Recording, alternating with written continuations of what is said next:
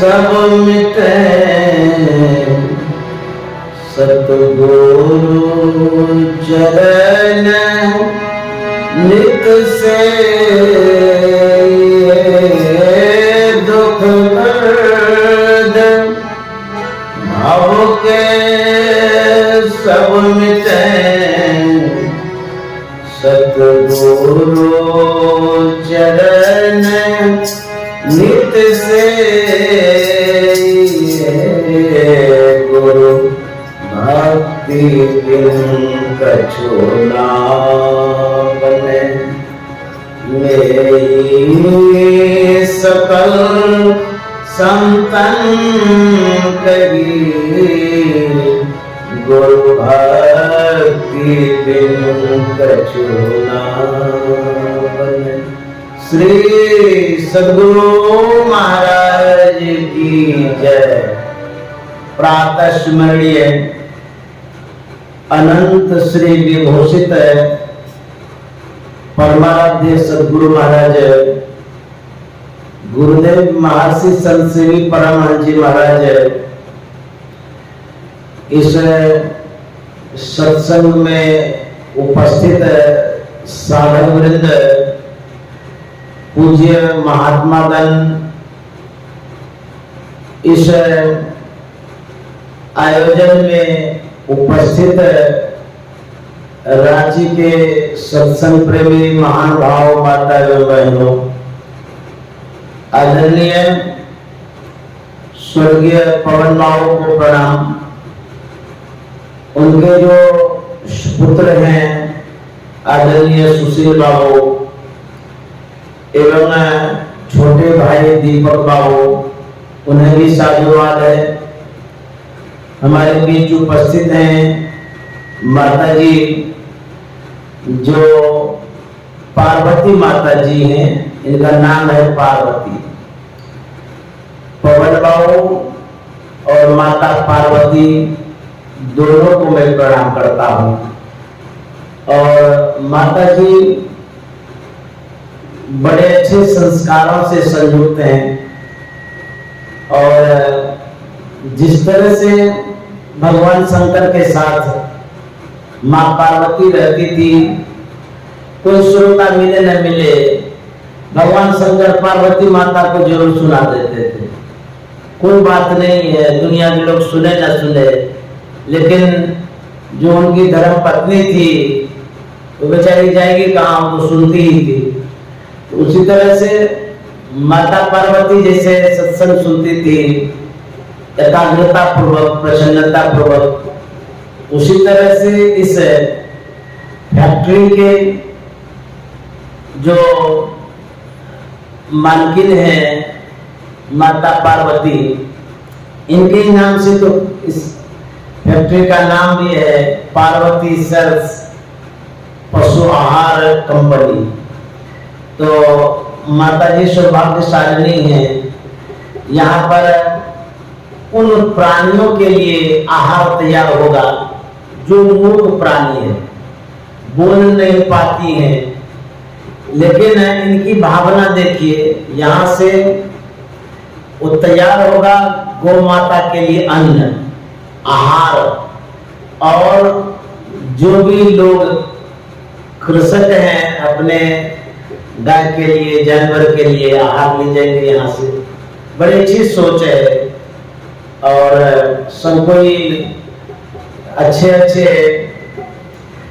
भोजन का प्रबंध करते हैं, लेकिन इस फैक्ट्री के द्वारा गौ माता का भोजन तैयार होगा। तो मैं गौ माता को भी नमन करता हूँ, प्रणाम करता हूँ। हमारे गुरु महाराज कहा करते थे कि माँ का दूध कम ही समयों तक हम पी पाते हैं। साल भर पीते होंगे, कोई 1.5 साल पीते होंगे, लेकिन गौ माता ऐसी है कि जन्म से लेकर के अंतिम सांस तक उनके दूध का उपयोग करते हैं, पीते हैं। और उनके दूध से, गौ माता के दूध से हम पोषित भी होते हैं। हमारे शरीर में जो पौष्टिकता होनी चाहिए गोमाता के दूध में प्रचुर मात्रा में पाया जाता है। इसीलिए गुरु महाराज गोमाता को भी मानते थे और बड़ाई भी करते थे कि माँ का दूध जितना हम पी पाते हैं उसके अतिरिक्त गोमाता का दूध पी करके ही जीवित रहते हैं। इस तरह से गोमाता को हम लोग मानते भी हैं और कहीं कहीं गोमाता की पूजा भी की जाती है और गौशाला का भी निर्माण होता रहता है भारत में। तो गोमाता को सम्मान की दृष्टि से, आदर की दृष्टि से, सेवा की दृष्टि से हम लोग जानते मानते हैं।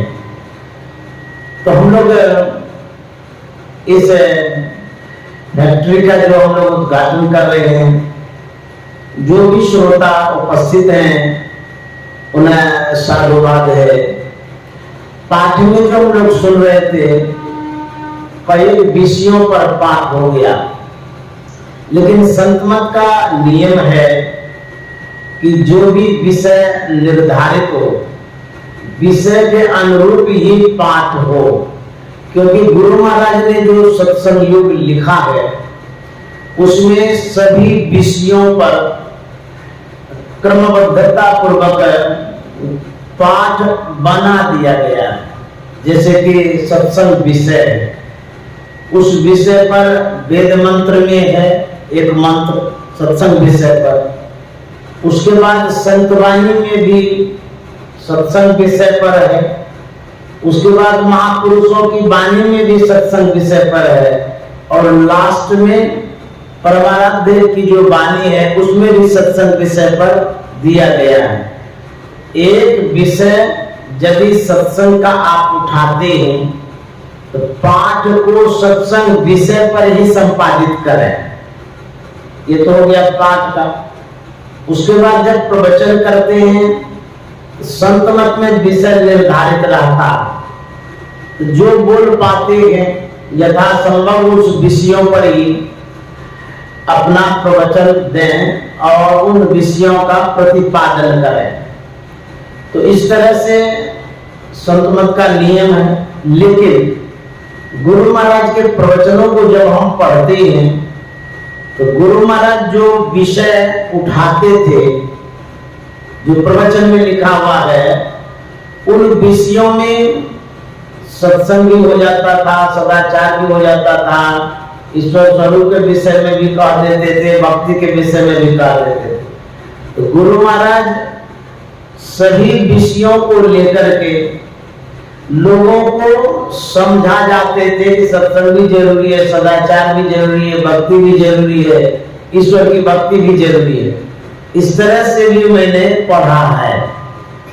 तो हम लोग यथासंभव विषय पर बोला करते हैं। तो हम लोग जो सुन रहे थे संतवाणी में जगने के विषय में, तो हम लोग जगते तो रोज हैं, फिर भी संत महात्मा क्यों कहते हैं कि जगिए। एक संतवाणी है ब्रह्मानंद स्वामी की, वो क्या कहते हैं, उठ जागो सर भोर भई, अब रहने कहाँ जो सोवत है, उठ जागो मुसाफिर भोर भई, अब रहने कहाँ जो सोवत है, उठ जागो मुसाफिर भोर भई। ब्रह्मानंद स्वामी कहते हैं उठ जाग मुसाफिर भोर भई। पहला शब्द है उठने का, पहले कहते हैं उठिए, उसके बाद कहते हैं जगिए। जब भी हम भौतिक दृष्टि से देखेंगे, बच्चों को हम लोग पहले क्या करते हैं, जगाते हैं तब उठाते हैं। किसी भी व्यक्ति को पहले जगा देते हैं, कोई जगेगा तभी उठेगा, अन्यथा बिना जगे उठ कैसे सकता है? तो पहले जगाते हैं तब उठाते हैं, लेकिन संत महात्मा कहता है पहले उठिए तब जगिए। दोनों में भिन्नता है, पहले उठना है और तब जगना है। लेकिन संसार के लोग पहले जगते हैं तब उठते हैं। उपनिषद में लिखा हुआ है उत्तिष्ठत जागृत प्राप्य बारा निबोधत क्षुरस्य धारा निष्ठा गुरुतया दुर्गम पतस्तत् कवियो बदलती। अरे अविद्याग्रस्त लोगों उठो, उत्तिष्ठतम उठो, जागृत जगो, उत्तिष्ठत जागृत प्राप्य वाला निबोधता, और ज्ञानियों के पास जाओ, ज्ञान प्राप्त करो, उसके बाद फिर जगोगे। लंबा प्रोसेस है, पहले उठो तब जगो, और उसके बाद कहते हैं ज्ञानियों के पास जाओ, तब जाकर के पूरी तरह से जग सकते हो। उठेंगे जगेंगे और तब हमें ज्ञान होगा। उठ जाग मुसाफिर भोर भई, मुसाफिर कहते हैं यात्री को, जो गंतव्य की ओर जाता हो, कोई भी यात्रा करता हो तो मुसाफिर कहते हैं। राही भी कहते हैं, बटोही भी कहते हैं। इस तरह से मुसाफिर का बहुत तरह से नाम है। कहते हैं उठ जाग मुसाफिर भोर भई। भोर किसे कहते हैं? जब रात्रि की समाप्ति होती है और प्रातः काल का प्रारंभ होता है, सुबह होना, रात्रि समाप्त हो रही है और सूर्य उदय होगा, उसी को कहते हैं भोर। यहां पर भोर का क्या मतलब है? हमारी जो आयु है, उम्र या अवस्था, इसका घट जाना, समाप्त हो जाना, इसी को कहते हैं भोर। अर्थात जो जीवन लीला है, सांसें हैं, वो कम बची हुई है। अब तो कम समय बचा हुआ है, कहते हैं तो भोर होने वाला है। जीवन का भोर अलग होता है, भौतिक सांसारिक समयों का भोर अलग होता है। तो हमारे जीवन का भोर तब माना जाता है जब हम बहुत उम्र के हो जाते हैं।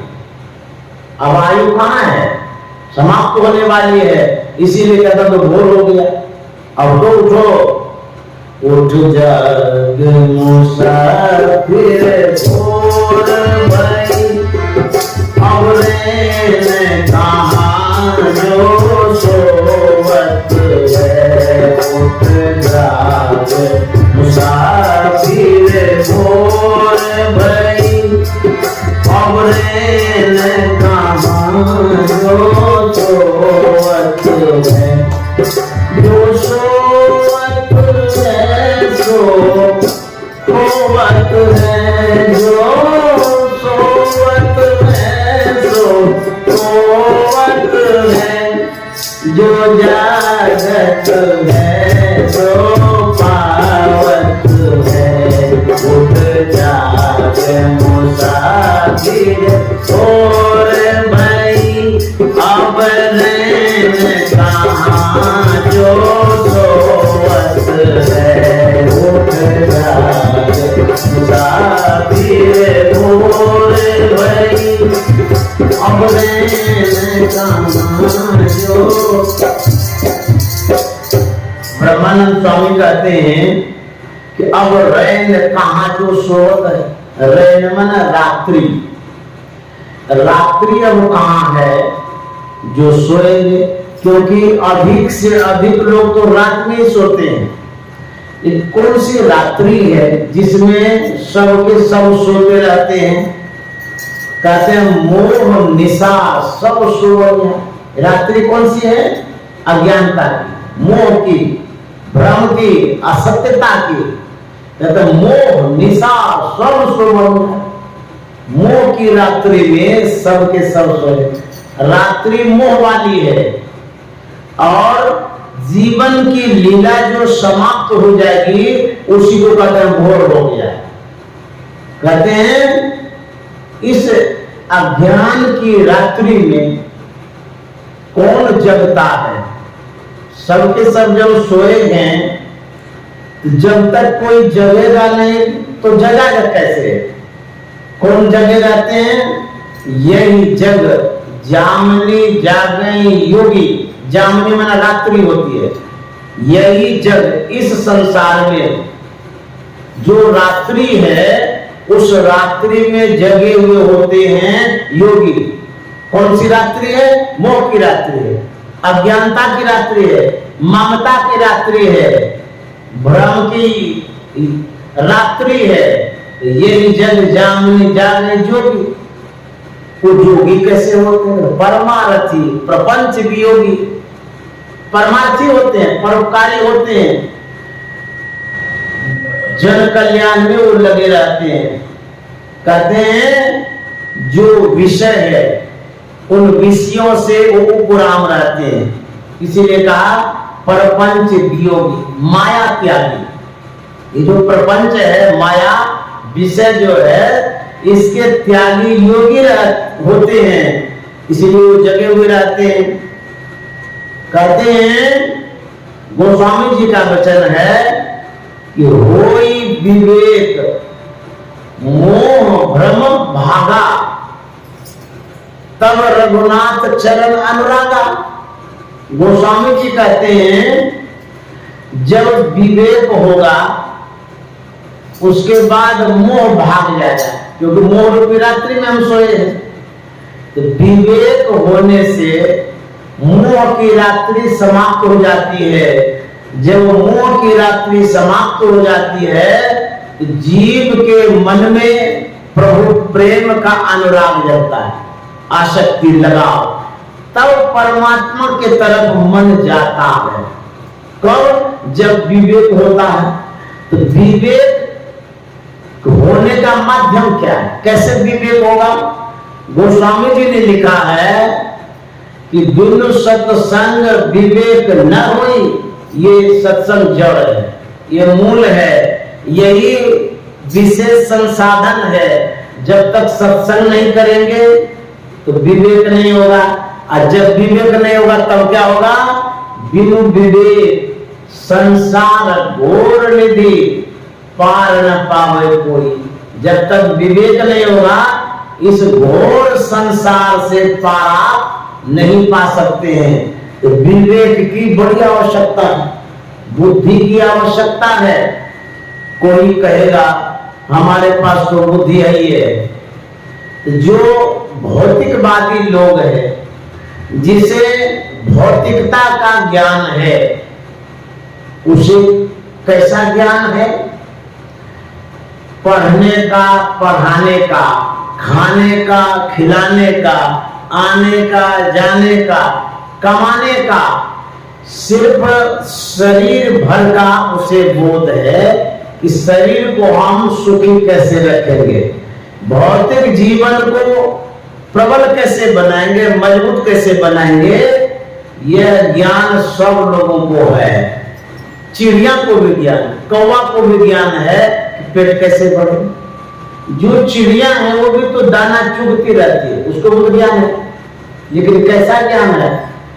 अल्प ज्ञान है, आंशिक ज्ञान है, थोड़ा ज्ञान है, पेट भरने का ज्ञान है। आहार निद्रा भय मैथुन सामान्य नितत पशुभिर नरानाम ज्ञानम नरानाम अधिकम विशेषो ज्ञानेन हीना पशु भी समान।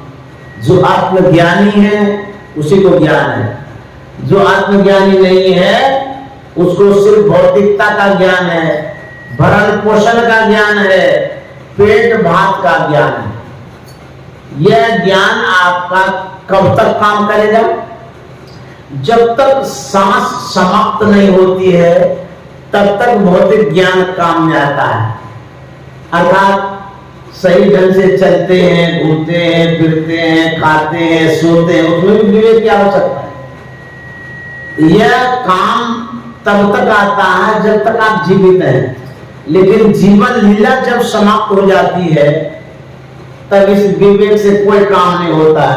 मान लीजिए बहुत आप पढ़ लिए, धर्म ग्रंथों को याद कर लिए, यह ज्ञान तो हो गया, इस संसार में मान सम्मान भी मिल गया, प्रतिष्ठा भी मिल गई, लेकिन यह ज्ञान यहीं तक के लिए। पढ़े 6 शास्त्र और 18 पुराण पढ़े, वेद उपवेद आदि अंत को जाना है बनाना छंद, सोरठा चौपाई को जाना है, ध्रुपद राग भैरवी का गाना है। कहते हैं इतना जो जाना सब खाक दूर छाना, जाना है वही जिन आत्म पिछाना है। वास्तव में बोध ज्ञान उसी को होता है जो आत्मज्ञानी होते हैं। मान लिया जाए संसार के लोग कहते हैं हमको ज्ञान है,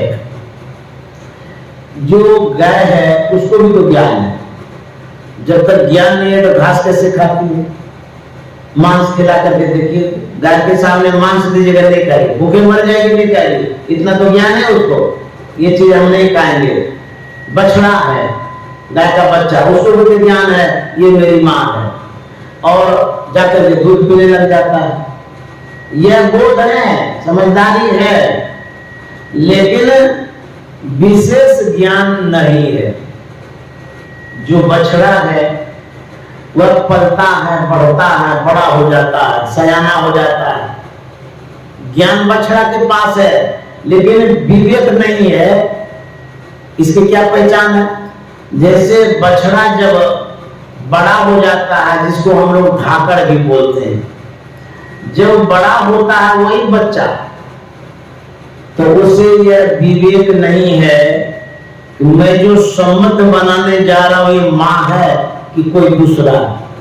अपने माँ से भी संबंध बनाता वो बछड़ा जो ढाकर हो जाता है, लेकिन जिसे विवेक होगा माँ की पहचान उसके अंदर में होगी, ये माँ है, ये बीवी है, ये है। इसीलिए विवेक की आवश्यकता है। ज्ञान सबको है लेकिन विशेष ज्ञान नहीं है, इसलिए उठने की आवश्यकता है, अज्ञानता से ऊपर उठना है। तो कहते हैं उठ जाग मुसाफिर भोर भई, अब रे कहाँ सोवत है। उठ जाग मुसाफिर भोर भई, अब रे कहाँ जो सोवत है, खोवत है, जो सोवत जो जागत है, जो पावत है। जैसे पिया खोल जरा, जैसे अभिया खोल जरा, और अपने प्रभु से ज्ञान लगा। अखियाँ खोल जरा, और अपने प्रभु से ज्ञान लगा। मुसाफिर भई, अब रे कहाँ जो। एक राजा था, उसके पास बड़ा अच्छा नौकर था, अच्छा सेवा करता था। अंतपुर में जब राजा के शयन कक्ष में जाता था तो बिछावन लगाता था बेड से। जैसे ही स्पर्श करता था, स्पर्श करते ही इतनी मुलायम सैया महसूस होती थी, नौकर एहसास करता था बाप रे बाप इतनी मुलायम सैया है। राजा साहब सोते होंगे तो कितना अच्छा लगता होगा, काश यदि मुझे अवकाश मिलता मैं भी सो पाता। तो देखते कि कितनी मुलायम सही है, लेकिन नौकर ठहरा, वो कहां से सो पाएंगे राजा के मुलायम सैया पर। रोज मन में उनको होता रहता था, मैं भी सोता कितना अच्छा लगता। एक दिन की बात है, राजा साहब को कोई कार्य विशेष हो जाता है। अंतःपुर में सभी लोगों को सूचित कर देते हैं कि आज मैं बाहर जाऊंगा और आज तो नहीं आऊंगा, किसी अन्य दिन आऊंगा। नौकर को, दरबारी को, सबको सूचित करके राजा साहब निकल पड़े, चले गए बाहर। जो भी काम था उस काम से निकल गए। नौकर को सूझा, उसके मन में होता है आज मौका है, राजा साहब तो बाहर चले गए हैं, आज सोकर के देख लेते हैं कि कितनी मुलायम सैया है। रोज मन में होता है कि मुलायम सैया है, मुलायम सैया है। सब काम जल्दी जल्दी समाप्त कर लिया। उसके बाद शयन कक्ष में गया और उस बिछावन पर लेटता है जिस पर राजा सोता था। राजा साहब की चादर थी, उसको ओढ़ लेता है और जो सोया, इतनी गहरी नींद आई कि घोड़ा बेच के जैसे सोता वैसे सो गया, निश्चिंत होकर के सो जाता है। सोते सोते सुबह से शाम हो चली, काहे के लिए उठेगा, गहरी नींद में था, उठाने वाला भी कोई नहीं। राजा साहब के शयन कक्ष में कौन जाएगा उठाने के लिए, तो वह सोया ही था। संयोग ऐसा होता है, शाम होते होते राजा साहब घर लौट आते। जो काम था वो काम हो गया, उसी दिन लौटाए। गए शयन कक्ष में, जैसे ही प्रवेश करते हैं तो देखते हैं कि हमारे बिछावन पर कौन सोया है। राजा साहब के मन में होता है कौन सोया है, रानी सो गई होगी, और कौन सोएगा। रानी समझ करके राजा साहब बोलते हैं, अरे उठो ना, मैं तो आ गया हूँ, शाम हो गई है, अभी तक तुम सोई हुई हो, उठो। तो कहां से उठेंगे, तो नौकर था, गहरी नींद में था। राजा साहब सोचते रानी को क्या हो गया, उठती नहीं है। फिर जोर से आवाज लगाते हैं, अरे उठो ना, तो अभी तक सोई हुई है, मैं आ गया हूं। फिर भी नहीं उठे। राजा साहब को गुस्सा आ गया, ये रानी आज कौन काम करके सोई है जो थक गई है, उठती नहीं है। जोर से धक्का लगाते हैं और कहते हैं उठो ना, हम आ गए, तो अभी तक सोई हुई है, शाम हो गया, इस समय सोने का है। जैसे जोर से धक्का लगाए, नौकर की नींद खुलती है, चादर हटाते हैं तो नौकर ने देखा तो राजा साहब आ गए। और राजा साहब सोचते रहे, हम तो सोच रहे थे रानी है, ये तो मेरा नौकर सोया हुआ है, इसकी इतनी हिम्मत। पीटना शुरू किया, पीटते पीटते पीटते, हाथ तो कोमल था राजा साहब का, थक गया, पीटना छोड़ दिया।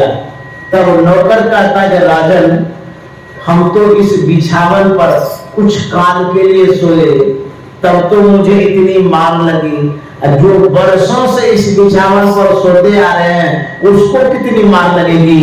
इसलिए उठ जागे मुसाफिर भोर भाई, हमरे में कहाँ जो सोवत है, उठ जागे मुसाफिर।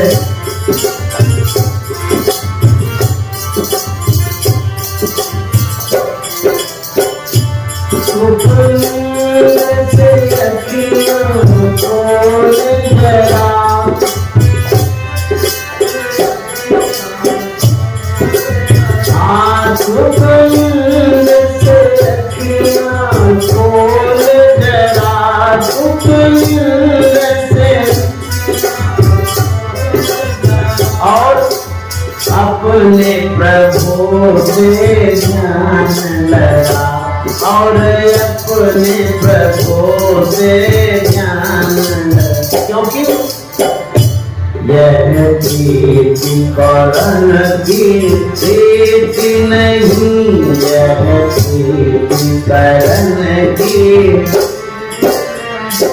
और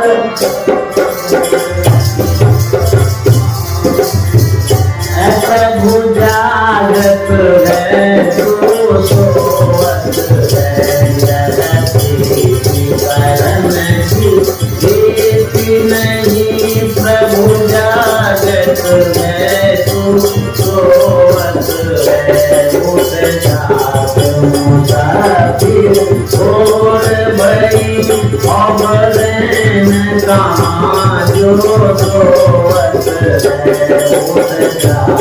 उस जात मुसाफिर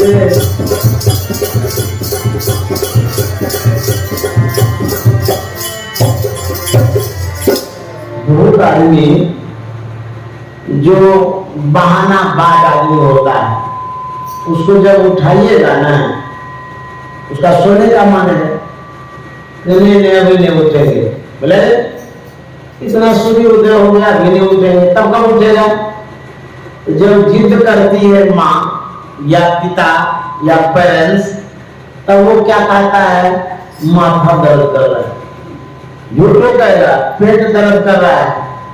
बच्चा को उठाएगा, मम्मी तुमको दया भी नहीं आती है, इतना दर्द कर रहा है माता, तो उठाती रहती है बार बार, इतना तंग करती है, माँ भी डर जाती है। दुलारा बाबू है, नन्ना मुन्ना है, बच्चा है, बेचारे का दर्द करता होगा, चलो आज स्कूल नहीं जाएगा, क्या होगा, छोड़ देते हैं। ये बहाना है। और माँ कहती है स्कूल नहीं जाएगा, बोले माँ आज छोड़ दो, कल जाएंगे। बुझिए, इस तरह से लोग चादर तान के सोता, और जाड़ा में जब रजाई में घुसता है तो निकल भी नहीं करता है। लोगों को उठाते उठते ही नहीं है। संसार के लोगों को कहते हैं भगवत भजन करो, सत्संग करो, ध्यान करो, फिर अभी फुर्सत नहीं है, आएगा समय तो देखा जाएगा, अभी आपको फुर्सत नहीं है। लेकिन काल अचानक मारसी ज्यों तीतर को बात, अचानक मौत हो जाएगी, तब क्या होगा? तब फुर्सत निकलेगा। तो क्या काल आपका बात मानेगा कि अभी इनको छोड़ देते हैं, बाद में ले जाएंगे? जैसे काल का कमान चढ़ता है, बाण मार देता है। इसीलिए ब्रह्मानंद स्वामी कहते हैं, जो कल करना है आज कर लो, जो कल आज कर लो, जो आज करना है अब कर लो, जो आज करना है अब कर लो। क्यों? जब चिड़ियों ने खुद खेत लिया, जब चिड़ियों ने खुद फिर पछताए क्या वो बात है। जब चिड़ियों ने खुद खेत लिया, फिर पछताए क्या वो बात है। फिर बोल भई अबरन कहाँ जो सोवत है, जो सोवत है, जो सोवत है। हाँ, सोवत है जो जागत है, जो पावत है, जो जागत है, जो पावत है। बोल भई अबरन कहाँ।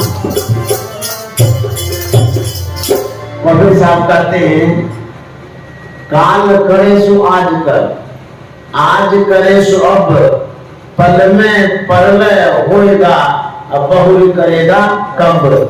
लेकिन आजकल के लोग क्या कहते हैं, आज करे सो कल कर, कल करे सो परसों। इतना जल्दी क्या पड़ा है, अभी तो पड़ा है परसों।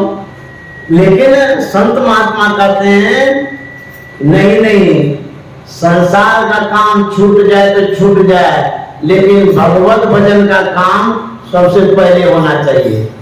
जो व्यक्ति नासमझ है, नादान है, जो अबोध है, अज्ञान अवस्था में पड़ा है, वो काम को टालता है।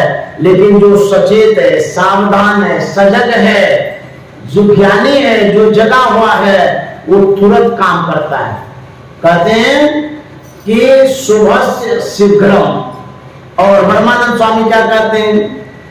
नादान भुगत अपनी करनी, नादान भुगत पापी पाप में चैन दान, पापी पाप में चैन दान। जब धरी जब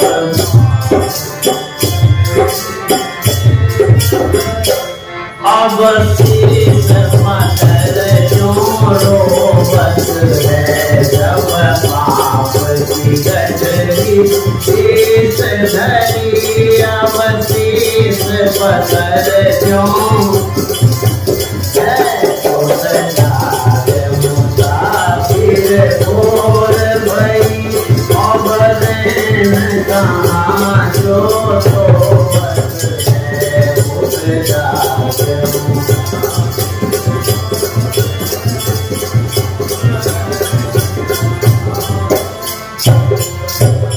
कहते हैं कि जब पाप की पोटली हो जाती है, अर्थात अधिक संग्रह होता है, क्योंकि जीवन भर गलत किए, अच्छी संगति नहीं किए, बुरे कामों में संलिप्त रहे, तो पाप की गठरी तो हो जाएगी।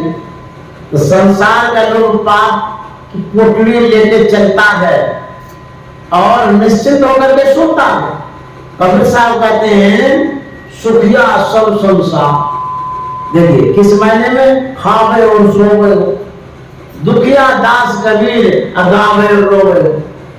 दुख तो संत महात्मा को है, साधु महात्मा को है कि कब मर जाएंगे पता नहीं, लेकिन संसार के लोग तो निश्चिंत हैं, खाता सोता है, कोई चिंता ही नहीं है।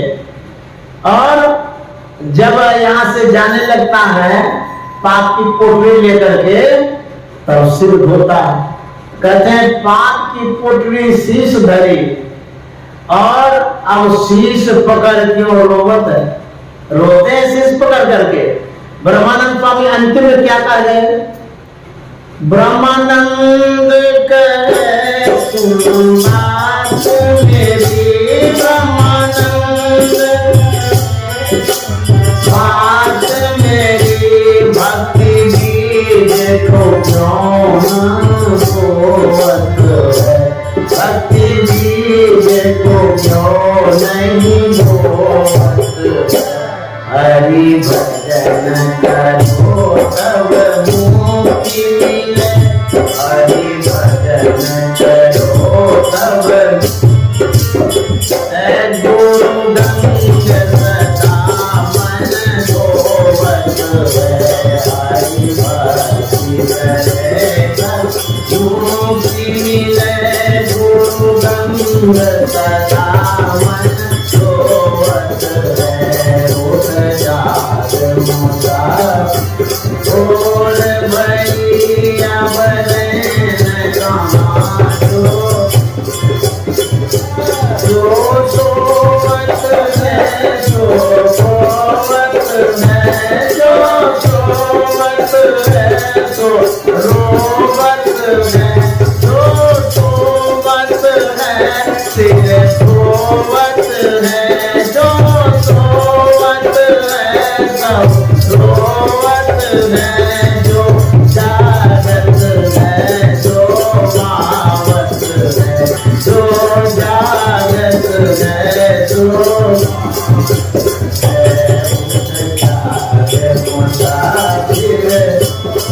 भैया बने कहाँ जो सोवत है, उठ जा फिर भैया बने